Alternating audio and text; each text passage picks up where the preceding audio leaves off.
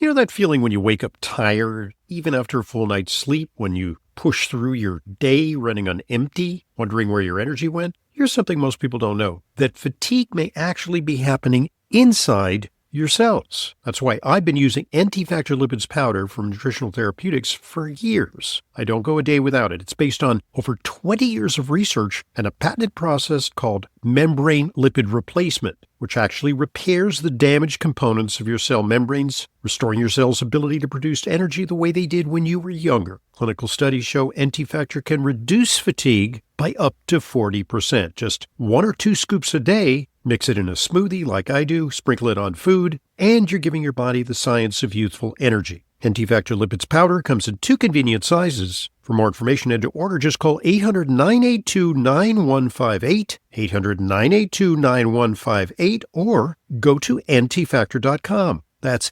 antifactor.com for Anti-Factor Lipids Powder.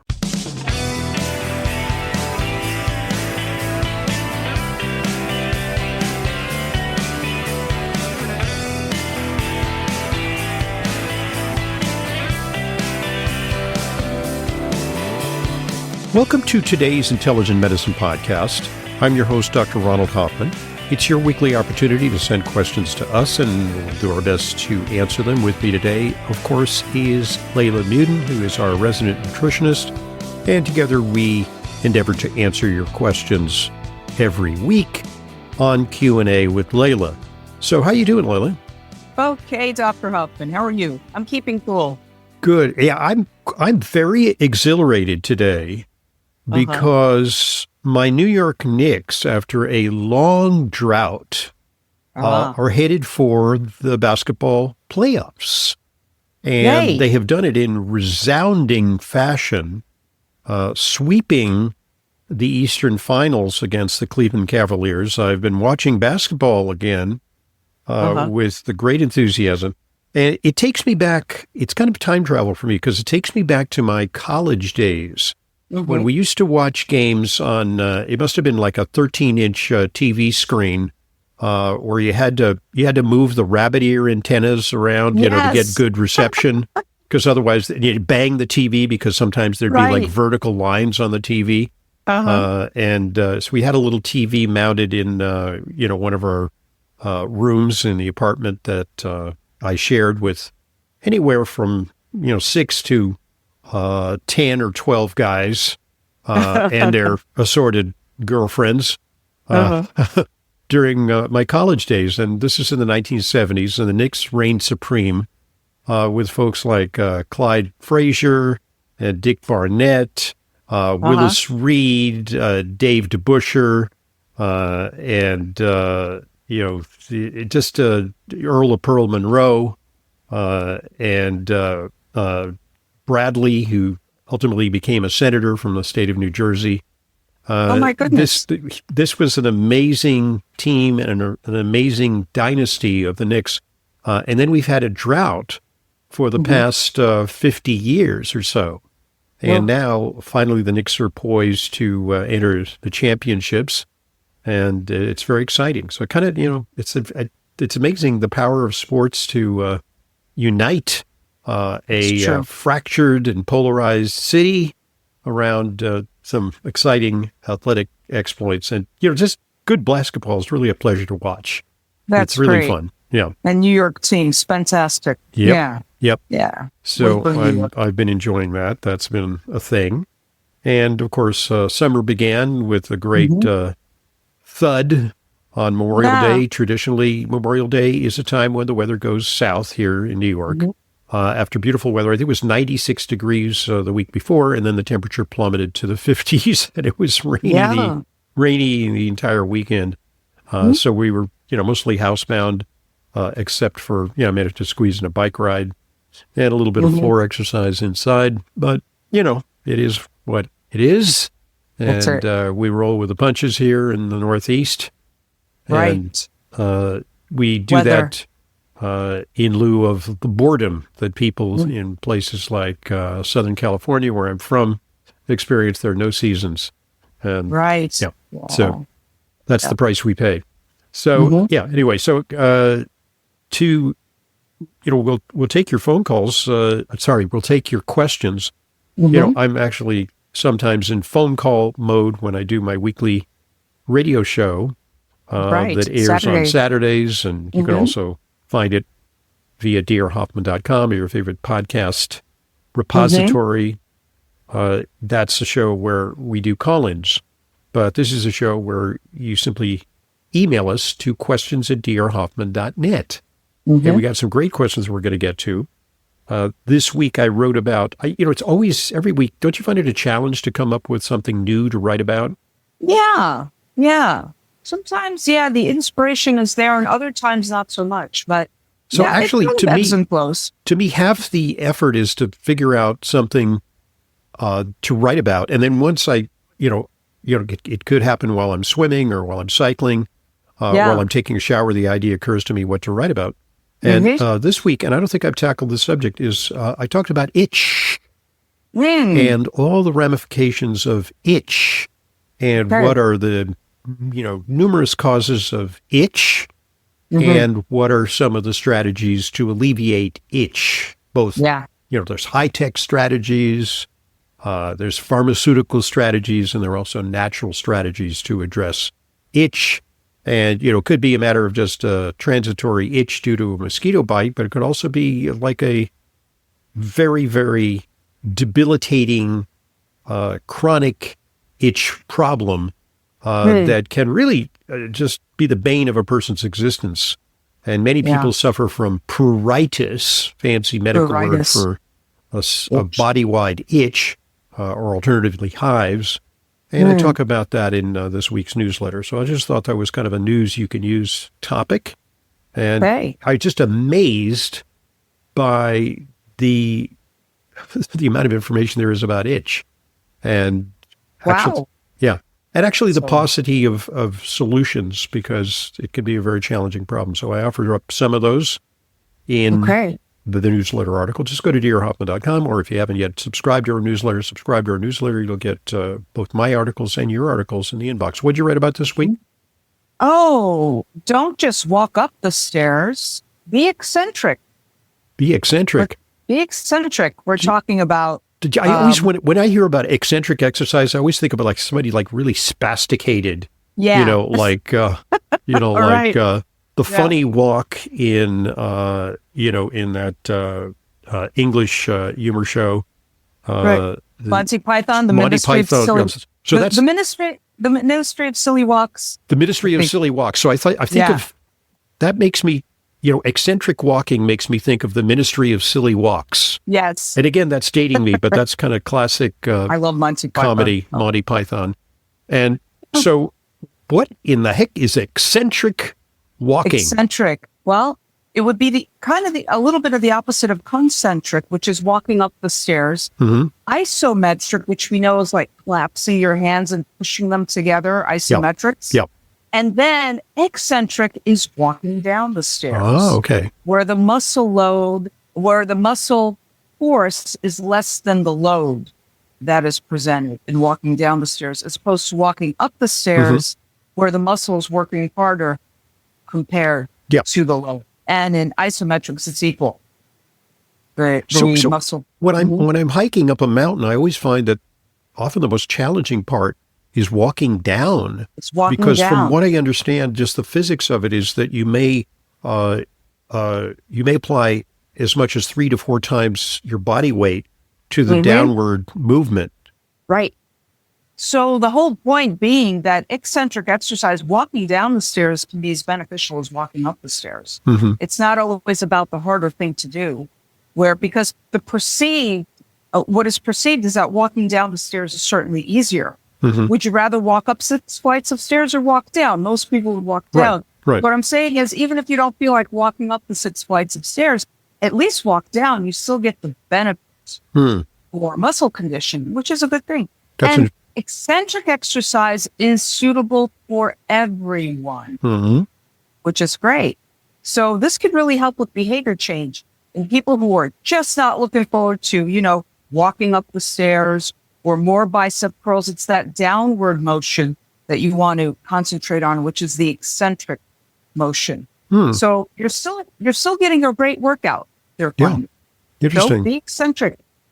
Yeah. I have to say my trainer, I told him that I'm already pretty happy with the routine he has me set up on for upper body exercise. And, I pretty much know how to do that on my own. And I said, I need you to, quote, excuse the expression, kick my butt and teach me some lower body exercises. So he obligingly put me through a workout that it just took about 40 minutes. And he truly kicked my butt. I mean, I really was sore in my glutes and in my quads, but in a good way. It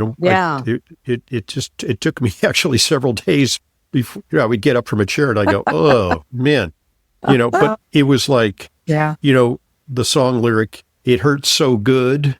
Yes. Yes. And it was that kind of, feel the burn kind of thing. Right. And so, I think it's really important because as much as I cycle and as much as I run, it's interesting that certain muscles are not invoked by those activities. Exactly. And you have to focus by doing lunges and by doing squats and, various types of exercise that isolates. And it's kind of hard sometimes to isolate the glutes, because I think what ends up happening is you enlist other muscles if you have weak glutes, and thereby you get low back pain sometimes, and sometimes your hips are not properly aligned. You get hip pain or you get knee pain.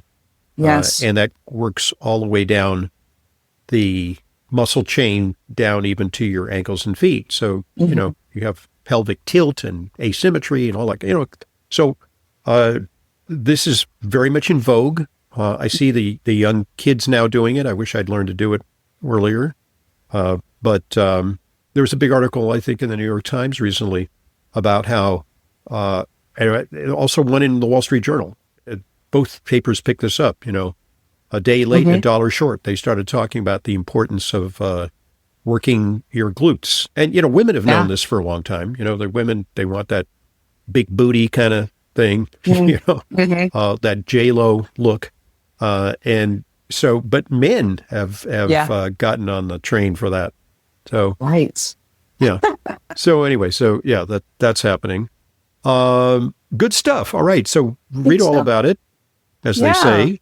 Go to drhoffman.com and sign up for the newsletter, and you get, you'll cure your itch, and you'll develop lower body strength by reading articles that we've posted this week. So, right, let's get to questions. Questions at drhoffman.net. Maybe take care of some business first. Allow one of our sponsors an opportunity to share an important message with our listeners. So here goes. Listen up. Are you ready to experience the future of digestive wellness with Dr. Ohhira's new and revolutionary postbiotic fermented food concentrate? Capsule-free and in individual sachet packets that harness the power of 5 years of fermentation and over 500 concentrated bioactive postbiotics.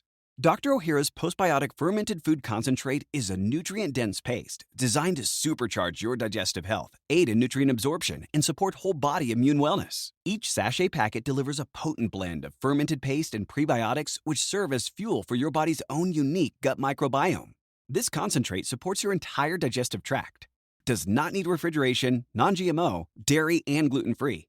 Dr. Ohhira's postbiotic fermented food concentrate. It is the ultimate embodiment of traditional Japanese fermented craftsmanship, designed for those who seek the highest concentration of nature's restorative power in every serving. Ask your natural products retailer for it today or online at essentialformulas.com. Thanks for listening, and thanks for supporting our sponsors. They are what make intelligent medicine a continuing free resource to you.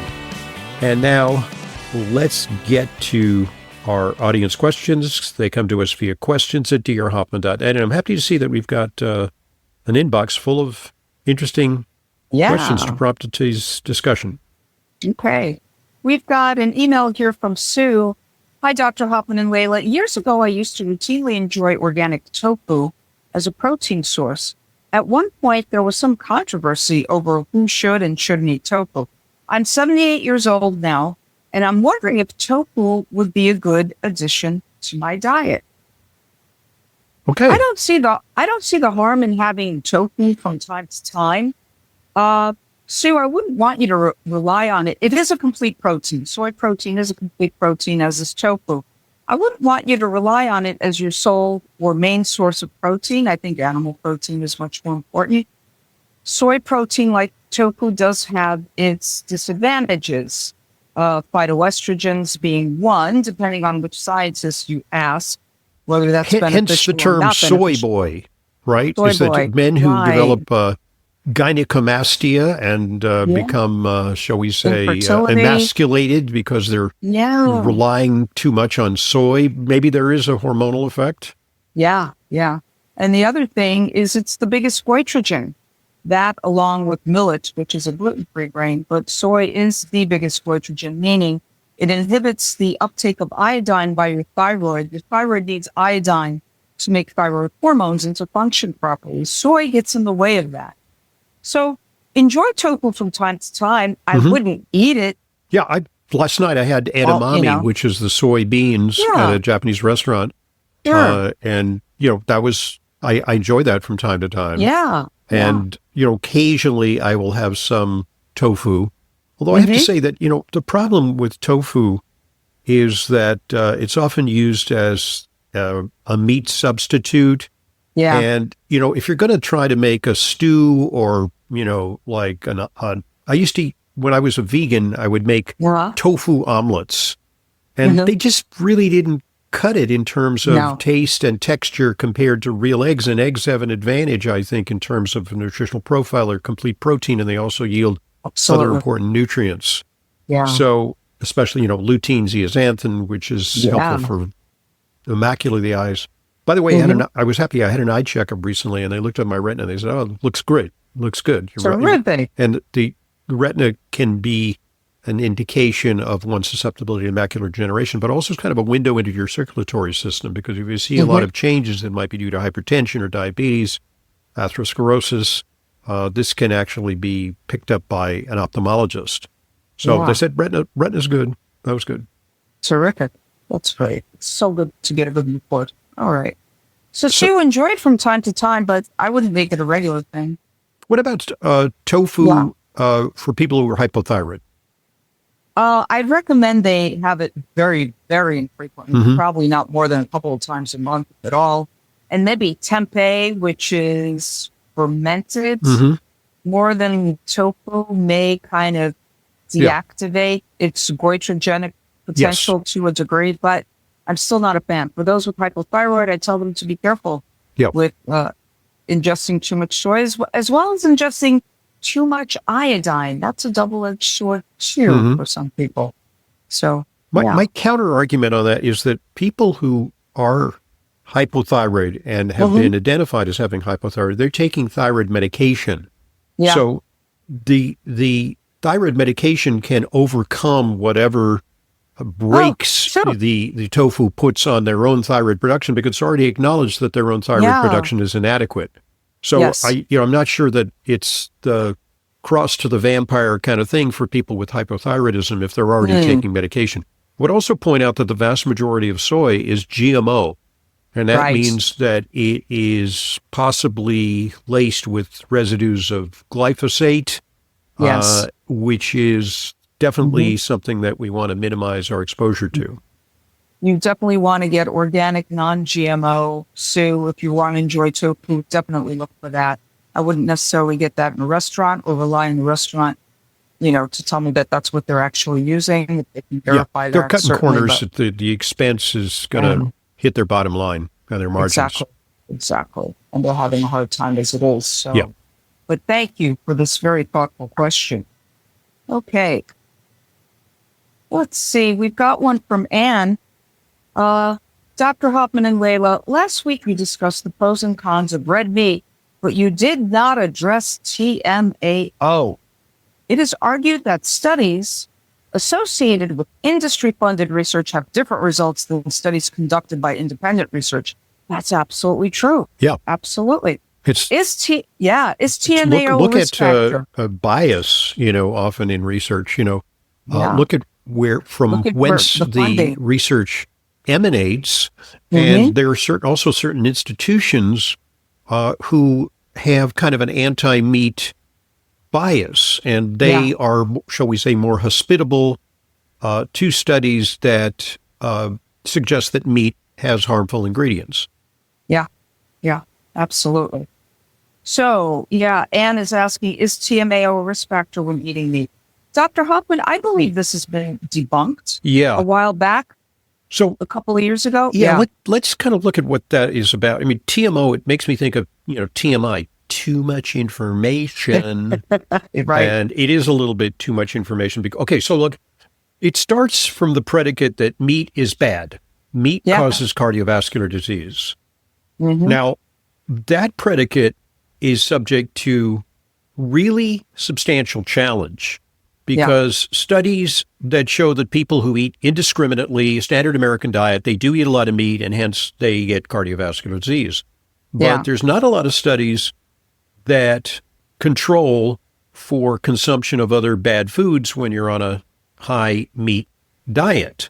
Mm-hmm. And it would be interesting to do studies on folks like you and I who are on, a diet where we really source the meat very carefully. It's grass-fed, it's organic, it's unprocessed, and we also follow a very healthy diet in general. We have incorporated a lot of plant foods, and we are on a low-carb diet. Most importantly, we're on a low-carb diet.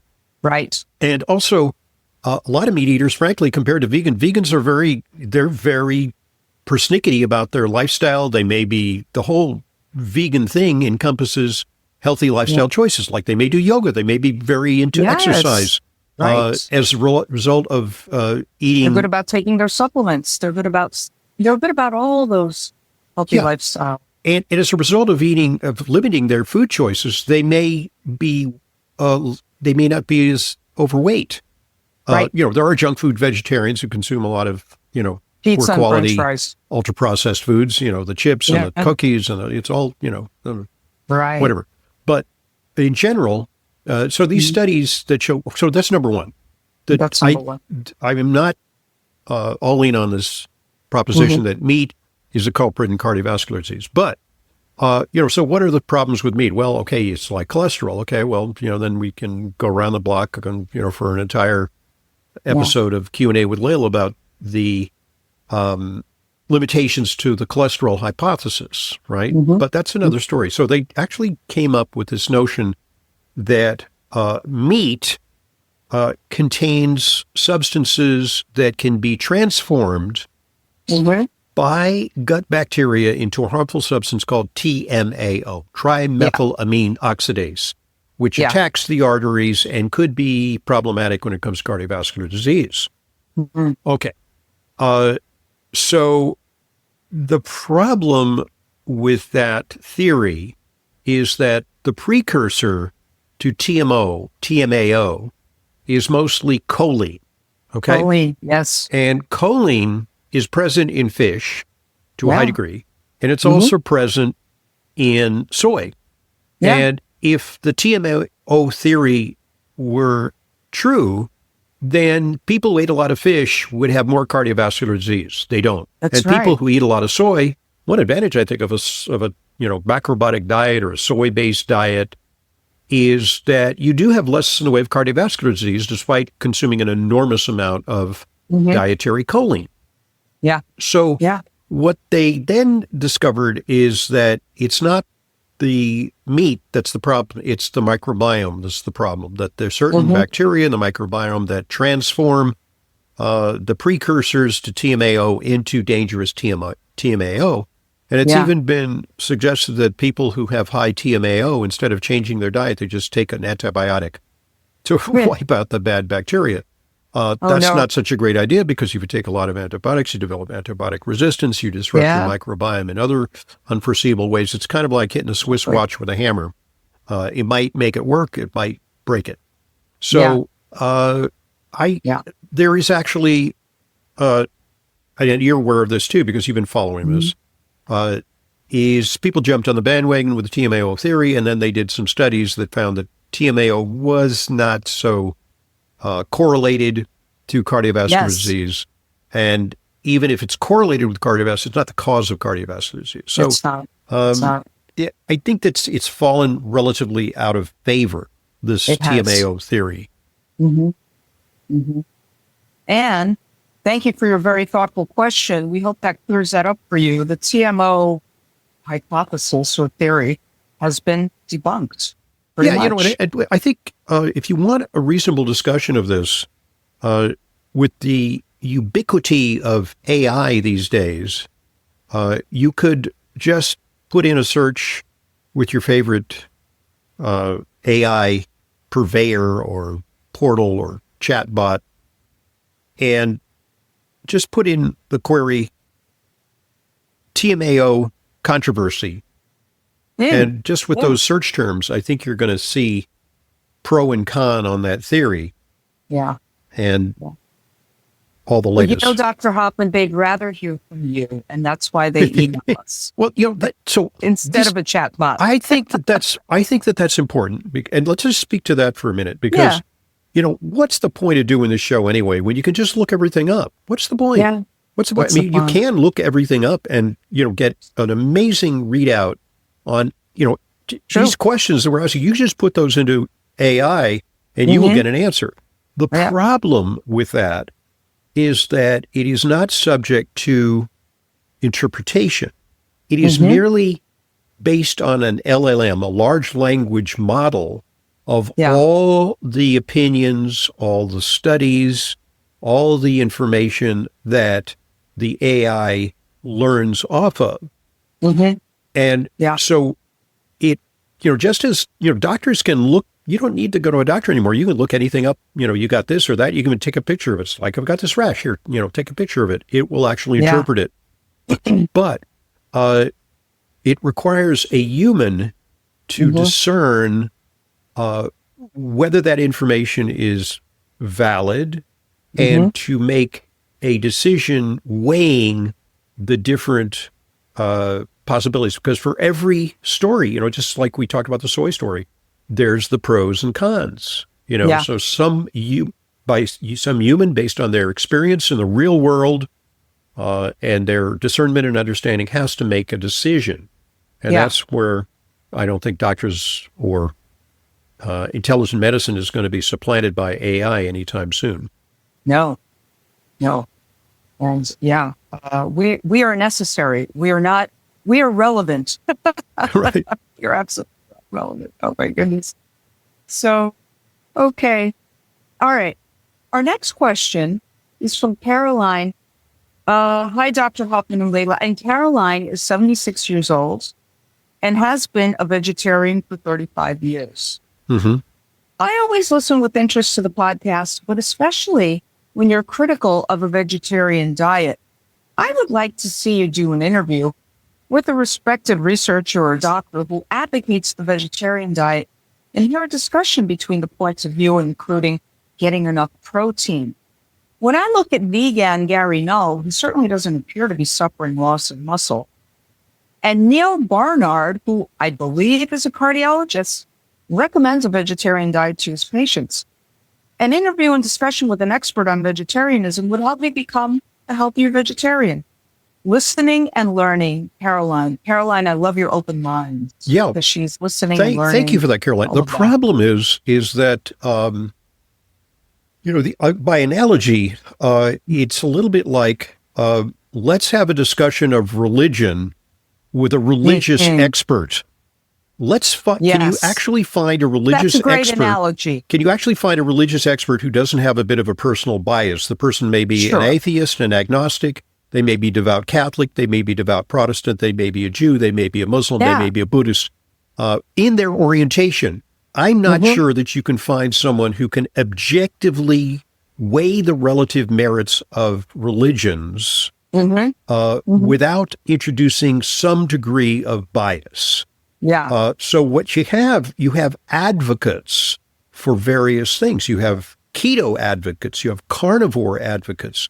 You've got omni advocates like we are. And you also have vegetarian advocates who, with great zeal, proclaim the benefits of vegetarianism. And I happen to know about that because I was a vegetarian, and I would cite all the benefits of vegetarianism versus the downsides of consuming animal protein. Yeah. And, in retrospect, I have to say that I had kind of a closed mind to the other possibilities. So I will acknowledge that some people can do perfectly well on a vegetarian diet. I mean, I happen to know Gary Null, and Gary Null is a vegetarian, but Gary Null also very carefully supplements his diet with protein. He's an athlete. I haven't seen him lately, but, the last pictures that I've seen of him, he's like, really sculpted and muscular and very vibrant. He's older than I am, but I think he was in his 70s when I last saw, him, and he was capable of amazing athletic exploits. So he's doing fine. But he's also careful about his vegetarianism, and he supplements with protein. Doesn't supplement with animal protein, but he supplements with vegetarian sources of protein. Additional protein. Neil Barnard is a zealot about vegetarianism. He is a crusader and a polemicist about the benefits of vegetarian diet.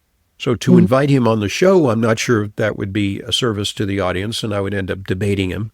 But, I have to say that in the real past, I've had him on the show, and when I started talking, at the end of the discussion, he said, you were extremely rude to interrupt me during this. I said, well, I thought this was a discussion. I wasn't just going to introduce you and put you on and have you do a one-way discourse about the benefits. And it was actually, it ended on a sour note that, when I would say, well, what about this? What about that? And he would say, you derailed my monologue. So, Yeah. I will tell you my experience of Dr. Neil Barnard. I saw him at a conference. I think, Dr. Hoffman, it was IHS, the Integrated Healthcare Symposium, but like 20 years ago, when paleo, Lauren Bourdain was first burgeoning the paleo diet and the benefits of a keto diet and all of these kind of things. And I just remember him saying point blank that, you need to eat your pasta, and then you need to go out for a jog. You need to go out and jog 6 miles. You can burn up those carbohydrates. And also, whatever point he was making, he was quoting very old research on the benefits, cherry picking the research. Cherry picking on all the benefits of soy, for example. And I was quite disappointed because he did not make his argument well, not at all. And I have to say, I'm a cultural anthropologist by training in college. And I have to say that in studies of, quote, primitive tribes or indigenous tribes, and, looking at the archaeological and anthropological evidence of what people ate, there is no tribe on Earth in the present or in the past, except for, vegetarians in Western countries now, that is subsisted entirely on plant-derived foods. There's just some maybe definitely on a plant-forward, plant-based diet, but they always augment with at least some animal protein, whether it's dairy, eggs, or, even things that we don't think are that great, like, lizards and insects, crickets. Absolutely. So there was always that. And, I was kind of not like you, Dr. Hoffman. I was leaning towards vegetarianism when I went back to school to become a nutritionist. And lo and behold, I took biochemistry and I realized, and it was an inconvenient truth for me. Yes. It really was, because I really thought back then that I was going to preach the gospel of vegetarianism. That's where I was headed. And I was an avid runner, to back all that up, so to speak. And I realized the concept of the limiting amino acid, and it still holds true. Just because this is old information, this is still science. This is biochemistry. There is the concept of the limiting amino acid, and that the egg being the perfect scores 100 protein, animal protein, because, you need to eat so much more other food, plant-based food, to just get like Frances Moore Lappé, Diet for a Small Planet. She tried to match the amino acid profiles of certain vegetarian foods so you get a more complete thing. So you had to eat. How much rice and beans can I eat before I grow up? And oh my goodness. Right. Yeah. It's that kind. Yeah. So it just didn't work out. I also worry anything that is an ism has me worried, like Buddhism, communism. Yeah. It means like almost a dogmatic belief system that may borrow from science, but starts from a premise rather than uses science to arrive at a premise. Yes. Right. So that's why, I have to say, I guess I could give airtime to those people, but maybe she can suggest someone who has an objective viewpoint about it that would explain if you choose to be vegetarian. And we do talk about this. Sure. What are the safeguards? What are the guardrails? Maybe we should write about this, that if some people want to make an ethical vegetarian decision, they also may believe that from a health standpoint, there are advantages, and there certainly are advantages, because you're guaranteeing that you're getting a lot of plant foods by virtue of exclusion of other food options. And, if it's unprocessed, it can be fine. It's also a question of, is it a genetic match? Different that's true too. Different genetic proclivities. Like, is it possible that people from Nordic countries are more likely to respond to animal protein, and people from equatorial regions where plants are very prevalent and they their ancestors didn't grow up during an ice age, that there is actually differences in the human population in terms of response to these diets. These are things that, are worthy of discussion. Anyway, we could go on and on about that, but we need to pause because we divide our podcast into two parts, and give us a preview of what we're going to talk about in part 2. Okay. We've got an email from Michael. Please discuss which would be best for lumbar fractures, vertebroplasty or kyphoplasty. Okay. That's a question we'll tackle in part 2. Questions at drhoffman.net gets you into Q&A with Leyla, and we'll discuss your question. I'm Dr. Ronald Hoffman, and this is the Intelligent Medicine Podcast. We'll be right back.